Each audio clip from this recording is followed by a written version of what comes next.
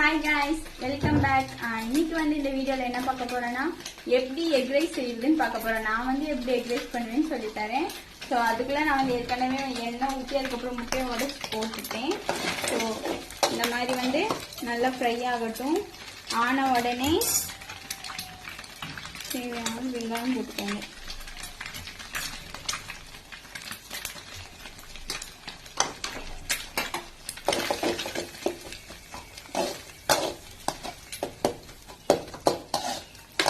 இது வந்து ரொம்ப வதங்க கூடாது, வெங்காயம் கொஞ்சம் லைட்டா வதங்குற வரைக்கும் வேக வச்சுக்கலாம்.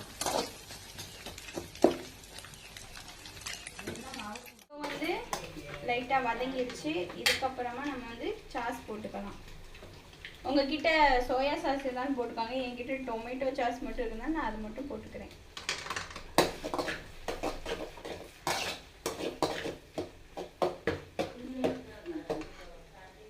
இது போட்ட உடனே நெக்ஸ்ட் வந்து அம்மா சூடு நெக்ஸ்ட் வந்து இப்படி சாப்பாடை வந்து ரொம்ப சூடாக இருக்கக்கூடாது. எங்களுக்கு வந்து இப்போ தான் செஞ்சதுனால என் தங்கச்சி இப்போ வந்து சாப்பாடு வந்து போட்டுட்டோம். அதுக்கப்புறமா தேவையான அளவு உப்பு போட்டுக்கலாம். அதுக்கப்புறமா மசாலா ஹாப்பிமா ஃப்ரைட் ரைஸ் மிக்ஸ் இதை வந்து போட்டுக்கோங்க. போட்டுட்டு ஆமாம் சிக்கன் பொடி போட்டுக்கலாம். எல்லாமே கொஞ்சம் கொஞ்சம் போட்டுக்கோங்க. எனக்கு வந்து அளவு தெரியுன்றதுனால நான் பாக்கெட்டோட போடுறேன். அளவு தெரியாதவங்க தனியாக எடுத்து வச்சுட்டு அதுக்கப்புறம் போட்டுக்கோங்க. அதுக்கப்புறமா கரம் மசாலா போட்டுக்கலாம்.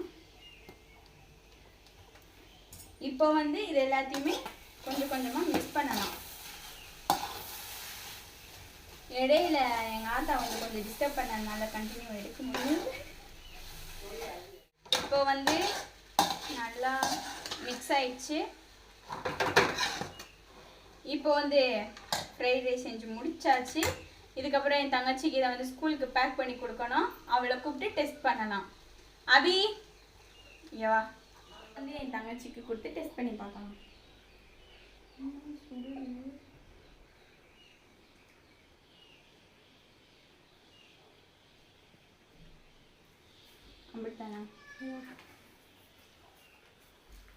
சூப்பரா இருக்கு. ஸோ நீங்களும் ட்ரை பண்ணுங்க. அதான் டெஸ்ட்டுக்கு வரியாதா? சரி, நல்லா இருக்கு. நீங்களும் வந்து வீட்டில் ட்ரை பண்ணுங்க. ஸோ நெக்ஸ்ட் வீடியோவில் பார்க்கலாம். டாடா.